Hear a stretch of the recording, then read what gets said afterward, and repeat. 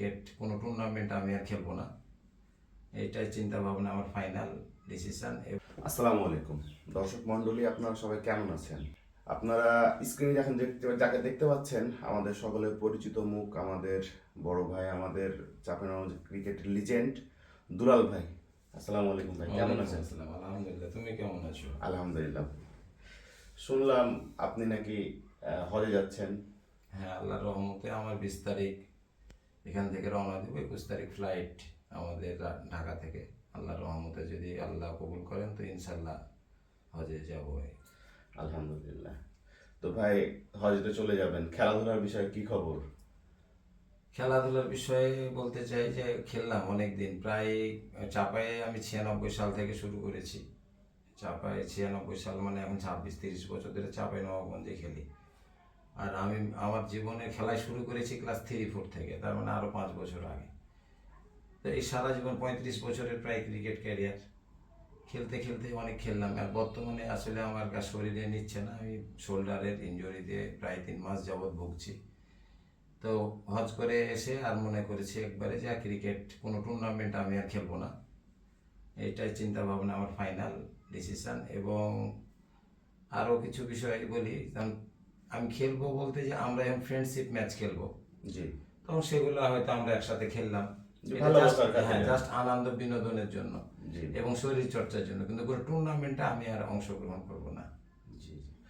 আপনার এই ক্যারিয়ারের পরন্ত লগ্নে যখন মোটামুটি আপনি খেলা ছেড়েই দিলেন, আপনার অতীত সম্বন্ধে কিছু জানতে চাই, যে আসলে আপনার এই ক্রিকেট খেলার যাত্রাটা কিভাবে শুরু হয়েছিল, বা কাকে দেখে আপনি প্রথমে ইন্সপায়ার্ড হয়েছিলেন যে খেলাধুলা করতে হবে বা করব? বাস্তবে আমার আব্বা একজন ভালো ক্রীড়াবিদ ছিলেন এবং ভালো ফুটবল খেলতেন। তা আমি যখন ক্লাস 1-এ ভর্তি হইনি, তখন কিন্তু আব্বা আমাকে একটা ব্যাট আর একটা বল কিনে এনে দিয়েছিল। তো তখন আমি খেলাধুলা তো বুঝতামও না, তো এই যে ছোট্ট একটা ব্যাট তানুরে ছিলাম তখন, একটা ব্যাট বল দিয়ে শুরু করলাম, আস্তে আস্তে খেলা শুরু হলো। পরে আমরা গোদাগাড়িতে আসলাম, এসে আমি 1-এ ভর্তি হলাম।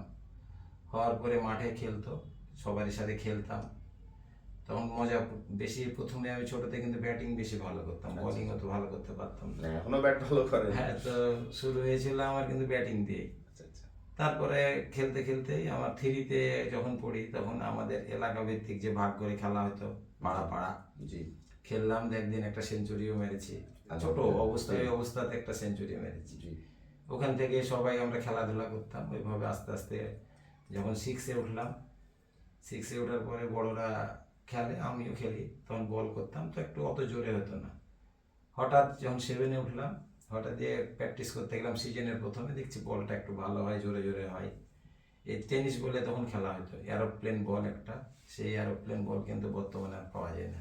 অনেক ভালো বল ছিল ওই সময়তে একটা বলের দাম নিত 25 টাকা, এবং ভালো বল। ওই বলটা খেলতাম আমরা, ওই বলে খেলতে খেলতে আস্তে আস্তে তো ওই চাপায়ের যেটা শুরু, নাসিরুল ভাই এবং আলমগীর ভাই আমাদের গোদাগাড়ি খেলতে গিয়েছিল। যখন আমি জাস্ট 7-এ পড়ি, যত সম্ভব একটা বড় টুর্নামেন্ট আয়োজন হয়, এবং নাসিরুল ভাই, আলমগীর ভাই আমার খেলা দেখার পরেই বলল যে আমি খেলাবো চাপাইতে।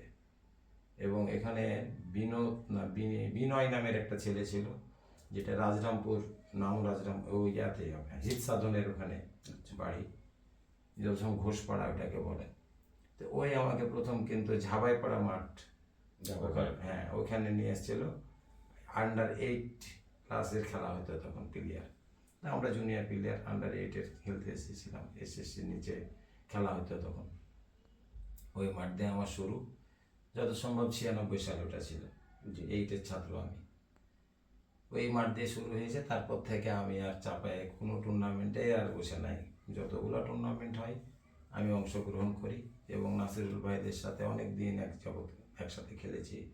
জহুরুল ভাই, পারভেজ ভাই, আলমগীর ভাই, আরও মানে সিনিয়ররা, শামসুল ভাই, সবাই সাথে খেলতাম। এই আস্তে আস্তে আস্তে আস্তে এভাবে আমার ক্রিকেটের মানে চাপায় এবং সব জায়গাতে পরিচিতি লাভ করা হয়।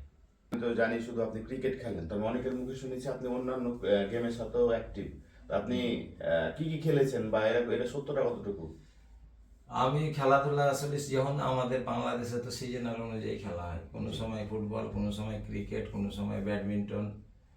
তা আমি প্রায় সব খেলার সাথে জড়িত ছিলাম। ফুটবলও স্কুল ইন্টার স্কুল খেলেছি এবং অনেকদিন আমাদের উপজেলা টিমেও বেশ কয়েকটা ম্যাচ খেলেছি এবং স্ট্রাইকার হিসাবে খেলতাম। বিভিন্ন জায়গাতে আমাদের খেলাধুলা টুর্নামেন্ট করতাম, দেবীনগর, পিরিজপুর, তারপরে বাইরে খেলতে গেছি রাজশাহী, এইসব ফুটবলটা খেলেছি।